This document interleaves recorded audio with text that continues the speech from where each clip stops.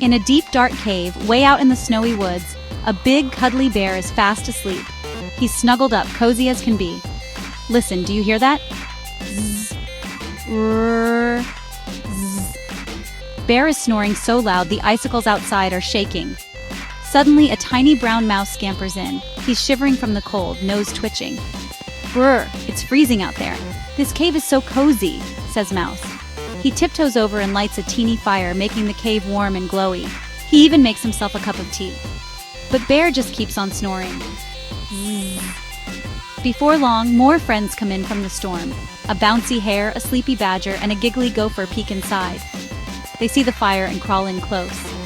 Hare squeaks, "Ooh, let's pop some corn!" Badger grins and tells stories galore. So they laugh, munch, and share silly tales. But guess what? Bear snores on. Suddenly, achoo! Someone sneezes so loud it echoes through the cave. Bear blinks open his sleepy eyes. He sits up, surprised. "Who's been having fun?" "In my den," Bear rumbles, looking all around.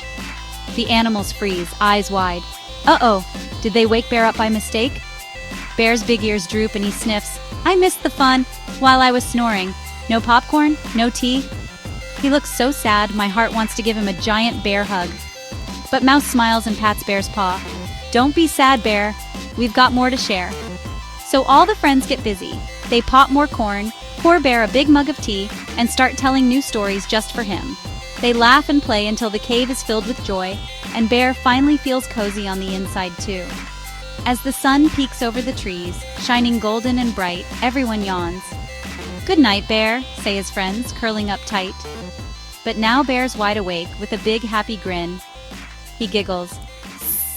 "Wait, it's my turn to stay up now." And that's how Bear learned friends make any place warmer, even on the chilliest days. So cuddle close and remember, sharing makes every story sweeter.